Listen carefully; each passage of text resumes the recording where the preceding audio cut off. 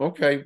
Hey, welcome to Conversation with Calvin, We the Species. This is an impromptu. Didn't plan this. An impromptu uh, conversation with Samantha Waldron.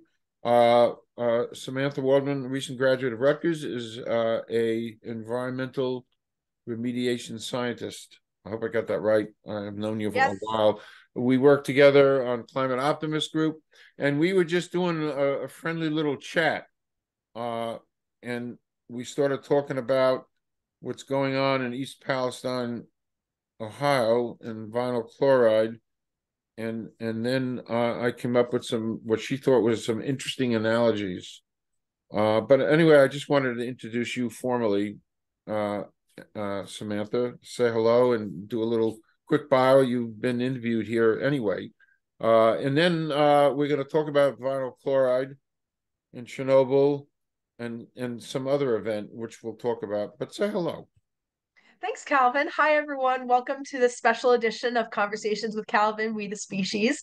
I'm Samantha Waldron, environmental remediation scientist from New Jersey.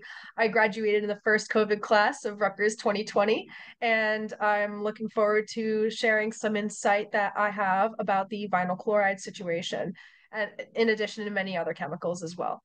Perfect. And I mean, that's what you do. You're an environmental scientist. So when Samantha sent me this stuff earlier today, I was reading it in the vinyl chloride stuff, and a light bulb went off in my head. And I remember 9/11. I remember it well. I knew what I was doing. I knew where I was going. Actually, I was going up to Rockaway, New Jersey, and I was driving on the parkway, and I saw the buildings, the smoke and stuff. But anyway, it was a week or so, give or take, after all of that. I won't mention names, but it was the head of the EPA under President Bush. I won't mention names. Said, "Hey, the air is fine to breathe. No problem with the air. We checked it. It's fine."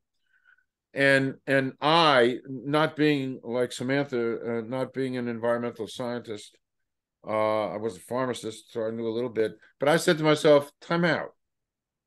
That the World Trade Center is like this gigantic test tube filled with these two gigantic buildings and all those precious human lives and everything inside those buildings. And now you are burning those buildings down to the ground. And so you're going to have, because heat is a catalyst for chemical reaction, you're going to have chemical reactions that there isn't a scientist on this planet then, now, or ever will ever be able to fully assess and weigh what the hell you're breathing in. And I said, if I were there, I'd move the hell out. I wouldn't breathe that stuff for a long, long, long, long time. And that was my pet theory about that. And I just couldn't understand how the head of the EPA is saying, it's okay to breathe the air. And of course, we know so many people have passed away and have had diseases based on breathing. And I often wonder if we had been protected, the people there had been protected, wearing the proper face mask, whatever, if some of the outcomes would have been different. But then Samantha, the environmental scientist, made me feel better. She said, Calvin, you nailed it.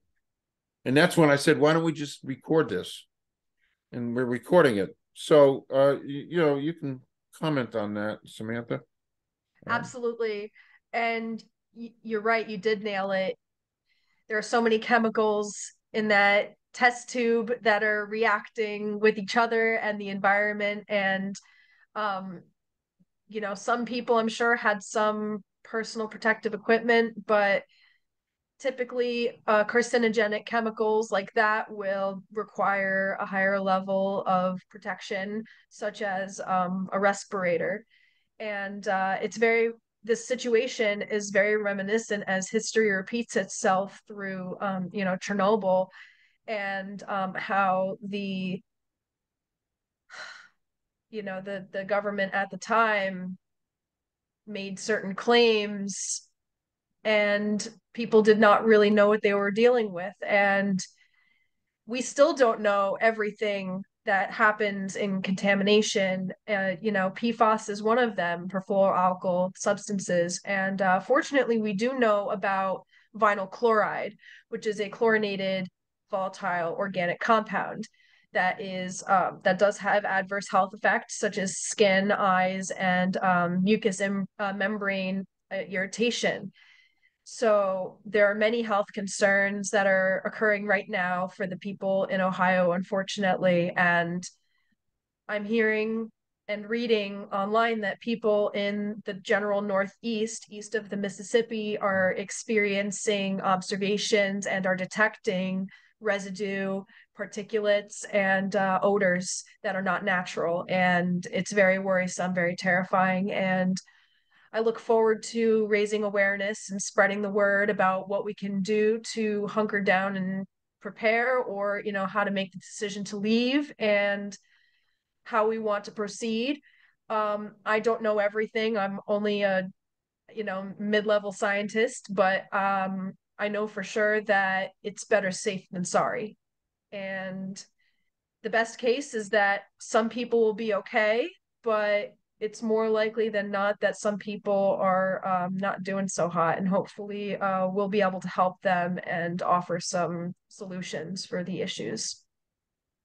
It's reading all of that. It just scares the hell out of me. And the article you sent me, I read.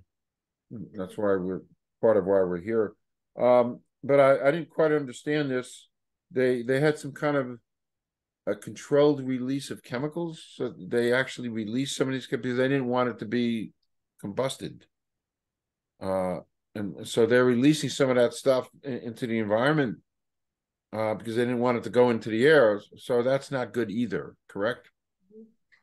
There are many different ways to handle a situation. And from my personal perspective, it appears that they would rather save money and, potentially lives by not letting an explosion happen, because explosions are dangerous. And, with the conditions that they had, I'm not entirely sure if it was the best move. I personally don't agree with it, but um from a professional perspective, I guess like they were trying to make a decision for the lesser of the two evils. And Wow. there was the evil of the explosion and killing lots of people right away, or slowly releasing the chemical by drilling holes in the cab Wow. to the train cart to slowly release the chemicals. But unfortunately, it has created some sort of plume. And the some of the articles that are being shared are saying that the residue, the particulates, and the odors that people are experiencing in the Northeast are not related, but it's very hard to believe. And like you said, for the 2001 analogy, the 9/11 analogy, that, you know, there might be bias in and there might be a level of ignorance. There might be a level of misunderstanding, miscommunication, but more likely than not there might be some biases. And every 4 years, every time there's a new person in town to lead the organizations of our government, the rules change, and things change, and conditions change, and the regulations are always changing, some for better and some for different.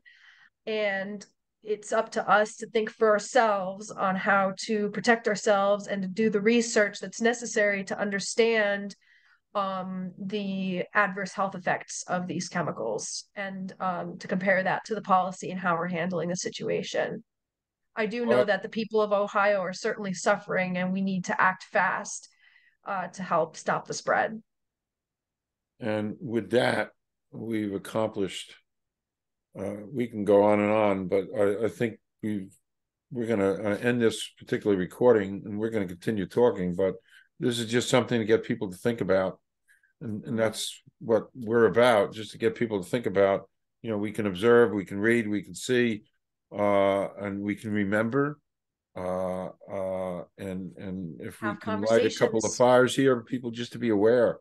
That's Yes. our purpose, just to be aware and we did good, and I'm so glad we chatted. And you're going to stay on, and I'm going to stay on, and we're going to talk about food now, another subject. But thanks, Samantha. Thank you, Calvin. Another